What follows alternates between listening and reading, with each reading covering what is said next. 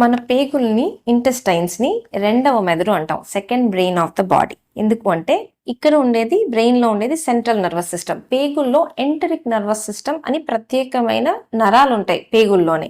ఇవి ఎట్లా పనిచేస్తాయి అంటే మన బ్రెయిన్ కి కొన్ని సిగ్నల్స్ ఇవ్వటానికి, మన మూడు హ్యాపీగా ఉన్నామా, సాడ్ గా ఉన్నామా, ఆకలి ఎక్కువగా ఉందా, తక్కువగా ఉందా, తెలివితేటలు చురుకుదనం ఎట్లా ఉంది, మన రోగ నిరోధక శక్తి ఎట్లా ఉంది, మన పేగుల కదలికలు ఎట్లా ఉన్నాయి, ఇవన్నీ కూడా ఈ నర్వస్ సిస్టమ్, పేగుల్లో ఉండే నర్వస్ సిస్టమ్ చేతుల్లో కూడా ఉంటాయి. ఇది ఎట్లా సాధ్యపడుతుంది అంటే మన పేగులలో కోట్ల బ్యాక్టీరియా ఉంటాయి, అంటే క్రిములు ఉంటాయి. ఈ క్రిములు ఎక్కడి నుంచి వస్తాయి అంటే మనం తల్లి గర్భంలోంచి బయటికి వచ్చినప్పటి నుంచి మదర్ నుంచి మనకి కొన్ని బ్యాక్టీరియా వస్తాయి, మన చుట్టూ ఉండే పరిసరాల నుంచి వస్తాయి, దాంతో పాటు మనం తినే తిండిలో కూడా బ్యాక్టీరియా అనేది వస్తాయి. సో ఇవి క్రిములైనా కూడా వీటిలో మంచి రకంవి ఉంటాయి, చెడ్డ రకంవి ఉంటాయి. మంచి రకం క్రిములు